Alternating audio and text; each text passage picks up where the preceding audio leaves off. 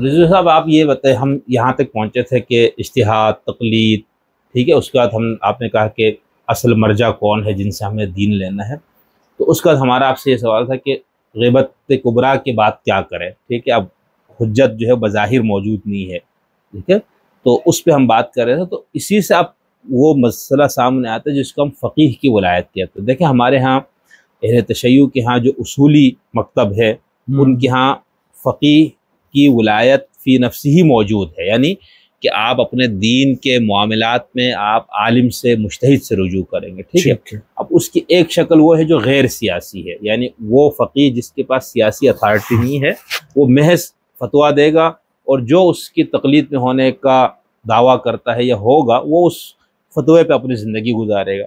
दूसरा है वो जो इमाम ख़ुमैनी और उनके बाद जो आया, ठीक है ना, कि फ़कीह जो है उसके पास एक सियासी अथॉरिटी भी है, वो हाकिम वक्त भी है। तो एक तो आप मुझे इन दोनों में थोड़ा सा फ़र्क बता दीजिए, और दूसरा फिर आप इस फ़कीह की वलायत और जो ईरान के अंदर जो राइज है, इस पे क्या आपका अपना कोई मुतालिया है या आपकी इनसे कोई वाबस्तगी थी फ़िक्री तौर पर? ये नहीं कि आप वहाँ गए और एक नज़रियाती फ़िक्री तौर पर, अगर थी तो अब उससे आप कैसे निकल गए?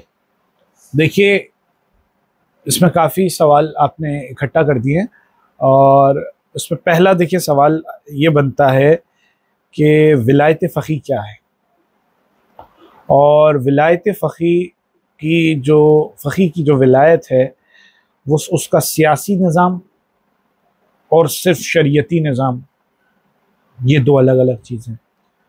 देखिए, विलायत फ़कीह हम इज्तिहाद को ही नहीं मानते, तो वो तो क्लियर हो गया ना। फ़कीह हम उसको मानते हैं, फ़कीह हम उसको मानते हैं जिसे अल्लाह फ़कीह लिखे। फ़कीह की डेफिनेशन हर चीज़ अल्लाह डिस्क्राइब करेगा, अल्लाह बताएगा, अल्लाह का नुमाइंदा बताएगा। 14 मासूमीन किसी को फ़कीह लिखते।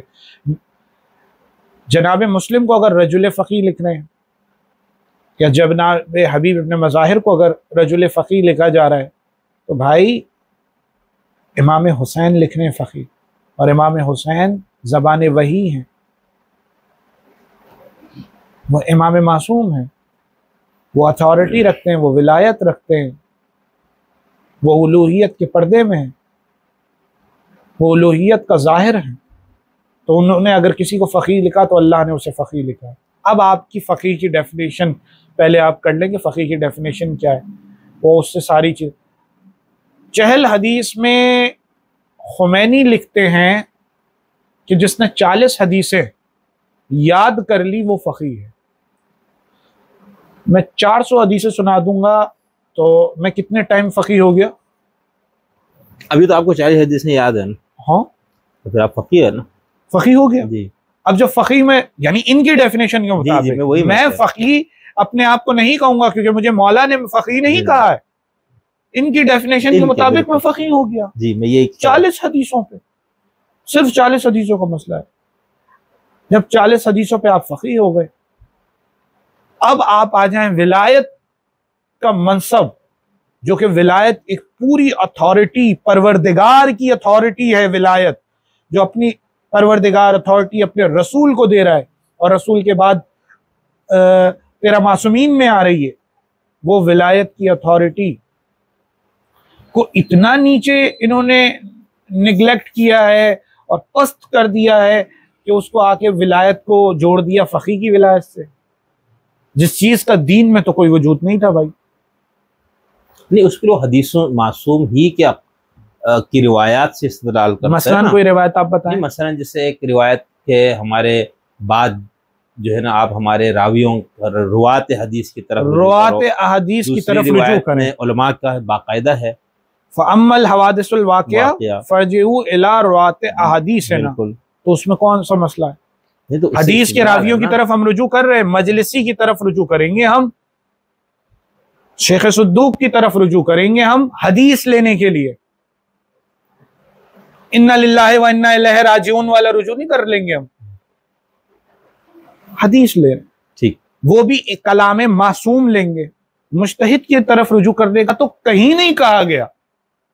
नहीं, वो एक दो रिवायतें, क्योंकि मुज्तहिद की टर्मिनोलॉजी पे गालिब ने बड़ा प्यारा लिखा है। यहाँ पहले शेर सुन ले गालिब का, उन्होंने कहा ये इज्तिहाद अजब है कि एक दुश्मन दी मजाक उड़ाया उन्होंने इज्तिहाद का, अली से आके लड़े और खता कहें उसको, यजीद को तो न था इज्तिहाद का पाया, बुरा न मानिए अगर हम बुरा कहें उसको। और फिर उन्होंने ये बात, देखिए जितने जंगे जमल वाले हों, सिफ़ैन वाले हों, नहरवान वाले हों, हमारे बिरादर उनके लिए लिखते हैं सबसे इज्तिहादी खताएं हुई हैं। तो इज्तिहाद तो चला ही दुश्मनी आले मोहम्मद की बुनियाद पर है, तो हम इज्तिहाद को कहां से मान लेंगे। यहां पर एक बात हो गई, विलायत पे बात हो गई, विलायत फ़की जैसी कोई चीज ही नहीं है, फ़की की विलायत कहां से हो गई विलायत।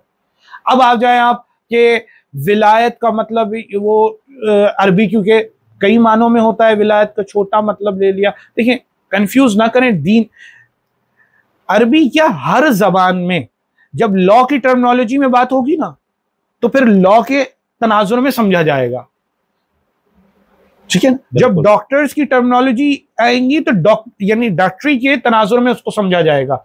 इसीलिए जब दीनी तनाजुर आ जाए ना तो फिर दीनी उसकी डेफिनेशन करें जो कि असल दीन जिसके ऊपर बुनियाद है। उसमें फिर ये नहीं है कि डॉक्टरी को घुसेड़ें दीन के अंदर, दीन को घुसेड़ें लॉ के अंदर। आपने मिला जुला के कोई अपनी राय बनाकर आपने कहा कि वो एक हमारे अहले सुन्नत में होते हैं परवेजी ग्रुप, ठीक है, आप उनको कभी देखेंगे ना परवेजी ग्रुप को तो आपको बड़ा मजा आएगा। अच्छा, तमाम फिरकों को देखा करें और उनकी तशरीहां देखा करें कि अल्लामा परवेज साहब का पूरा लिटरेचर रखा हुआ है। हाँ, वो क्या करते हैं, एक कुरान का एक लफ्ज उठाते हैं, उस कुरान के लफ्ज के वो माना उठाते हैं, फिर एक माना को वो दिल उनका ठुक जाता है उस पर। अब जब जिस पे उनका दिल आ गया इस माना पे, उसी माना पे सारी आयात जहां जहां वो सर्च दबाते हैं और सारे वो लफ्ज ढूंढ लेते हैं जिन जिन में वो आयात, वो एक ही माना को कयास कर देते हैं हर जगह पर। तो ऐसे तो कुरान नहीं समझा जाएगा। पहले अपनी तरफ से माना पसंद किया, फिर सारी अल्फाज कुरान के अगर 600 अल्फाज किसी बात पर आए हैं तो 600 जगह पर यही इतलाक कर दे। तो ये फ़काहत नहीं है, ये हिमाकत है। अच्छा, ये आप क्या ये जो किताबचा है इख्वानी शियत, ठीक है, 1973 की ईरानी इनकलाब की फ़िक्री और समाजी बुनियाद, ये क्या है? आप इसको इख्वानी शियत का जो टाइटल दिया ये बड़ा दिलचस्प। देखिए ये अरबी में भी इससे मैंने कुछ चीज़ें पढ़ी है कि इस फ़िक्र पे इख्वान का, कुतुब का, मौदूदी का कितना असर है, लेकिन ये जो इस्तिलाह का है इस पर थोड़ी वजाहत कीजिएगा। हाँ, देखिए चीज़ को पहले वाज़ेह करें ना, ये असल में बहुत सारे, एक चूहा था जो मुख्तलिफ सामान के पीछे छुप कर बैठा हुआ था, ठीक है ना, तो सामान हटाया है, बहुत सारी चीज़ों की आड़ में बैठा हुआ था वो, उसमें फ़काहत की आड़ थी, इज्तिहाद की आड़ ली, फिर उसने सूफियत की आड़ भी लेकर बैठा, फिर वो इंसानियत के ऊपर भी। देखिए आले मोहम्मद के ख़िलाफ़ ऐसे तरह से काम हुआ है कि आप तसव्वुर नहीं कर सकते। यानी शैतान ने सिराते मुस्तकीम से, विलायत से ऐसा लोगों को मुनहरिफ किया है और ऐसी जगह पर छुप कर बैठा है कि एक के बाद एक दायरा है। यानी आप एक दायरे से निकले दूसरे में आप अटक जाएंगे, आप कुछ भी हो इंसानियत के एम्बिट में आ जाएंगे, सूफियत के एम्बिट में आ जाएंगे, विलायत के एम्बिट में आ जाएंगे। आप सबको हटाकर जब असल जाएंगे तो अब आपको पता चल जाएगा कि हाँ ये मेन वायरस है और ये आया कहाँ से, फिर ये समझ में आ जाएगा। इब्न तैमिया के नज़रियात के ऊपर मिस्र में अख्वानुल मुस्लिमून बनती है। जब अख्वानुल मुस्लिमून बनती है तो इब्न तैमिया के क्या नज़रियात हैं आप जानते हैं, नासबियत है, ठीक है ना, खुलेआम नासबियत के अकायद क्या हैं हमें सब पता है, इब्न तैमिया के अकायद क्या हैं हमें सब पता है। दीन तलवारों से फैला, जो एतराज़ होता है तो हाँ इन्होंने बहुत तलवारें उल्टी सीधी चलाई हैं, ईरान फतह करने के लिए तलवारें चलाई, फिर उसको डिफेंड भी किया, ठीक है ना, ये सब आगे वाजे हो गया। इब्न तैमियत के नज़रियात के ऊपर कि एक इस्लाम का कट्टर वर्जन, एक्सट्रीमिस्ट वर्जन दुनिया में नफाज किया जाए, नाफिज किया जाए बज़ोरे क़ुव्वत, बज़ोरे ताकत, शमशीर के ज़रिए, उसकी बुनियाद पर अख्वानुल मुस्लिमून बनी। अख्वानुल मुस्लिमून से मुतासिर हुए एक मैट्रिक पास शख्स नवाब सफ़वी के तौर पर जाने जाते थे और नजफ़ गए थे। नजफ़ में उन्होंने थोड़ा सा ही हौज़ा पढ़ा, लौला सनातान वाली मिसाल, फिर लाला का सफ़वी या नोमान वाली वो मिसाल हो जाती है। तो मसला ये है कि 2 साल पढ़ के जो भागते हैं ना, उनका यही हाल है। ये शहंशाह भी 2 साल पढ़ के आ गया है, अगर ये ज्यादा पढ़ लेता तो अच्छा मुजतहिद हो जाता। अब यहाँ आकर जो ये फंसा है ना, तो ये जितने 2 साल पढ़ के मदरसों से निकले हुए होते हैं ना, ये सिर्फ जाते हैं मदरसे को चूमते हैं, वापसी आ जाते हैं। वापसी में सबसे बड़ा अमामा इन्हीं के सर पे होता है। तो वही लौला सनातान हो गया है।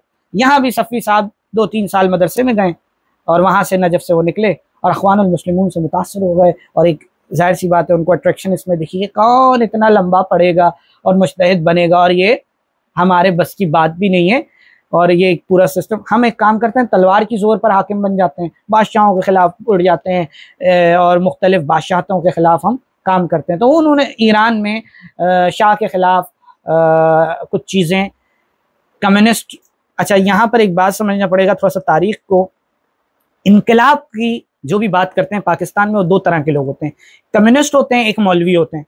अच्छा, कम्युनिस्टों के बरसों का पेट का दर्द है,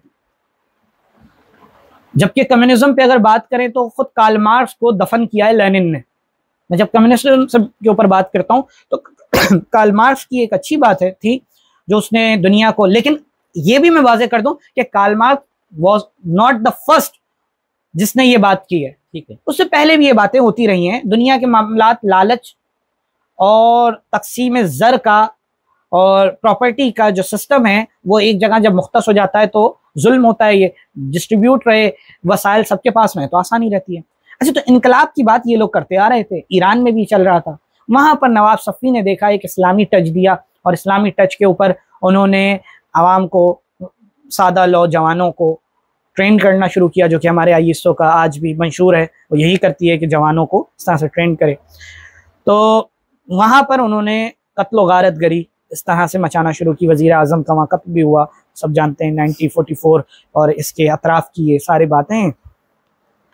ये चल रहा था नवाब सफ़ी का दौर। नवाब सफ़ी के बाद उन्हीं के शागिर्द जो खुमैनी साहब थे वो उठे इसको, क्योंकि नवाब सफ़ी को फांसी लगी थी इन सारी हरकतों के ऊपर, इन सारी तरवीजात के ऊपर। अच्छा, इनका कट्टर इस्लामी सोच जो इब्न तैमियत है कि हिजाब, चुन्नियाँ और दाढ़ियाँ और नमाजों की पाबंदियाँ और ये सब चीज़ें लोगों के ऊपर बाय फोर्स अप्लाई की जाए, जबकि इस्लाम कहता है ला इक्राह फिद्दीन, दीन में कोई जबर नहीं है। दीन का जबर कहीं और से चला आ रहा है, जब वो फौरन तलवार जहाँ निकल आती थी, ठीक है ना। तो ये वो बिल्कुल आप समझ गए कि पूरी वही एक कहानी है, इस तरह से वो आज तक आ रही है। ठीक है। तो तलवार की जोर पे इस्लाम नहीं फैला, इस्लाम मोहब्बतों से फैला है। इस्लाम अच्छे दिमागों के जरिए दूसरों तक फरामीन मासूम को समझा गया है। मार्फत मासूम हासिल करके इस्लाम को समझा जाता है। लेकिन यहाँ पर इस्लाम तलवार से, क्योंकि उन्हीं के मुरीद, उन्हीं के तकलीदी, उन्हीं के फॉलोअर्स थे, तो इन्होंने जो है खुमैनी साहब तक कहानी आ गई। खुमैनी साहब इनकलाब ले आए।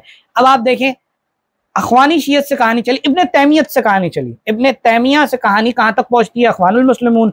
फिर यहाँ पर आती है फिदायान इस्लाम जो नवाब सफ़ी ने बनाई थी। फिदायान इस्लाम नवाब सफ़ी के बाद ये आती है खुमैनी तक। फिर खुमैनी की टीम जो कि उस वक्त की जवान टीम थी, वो माशाअल्लाह उलमा बन गए थे, अब साहिब अमामा हो गए थे। उसी में एक अली खामनाई थे।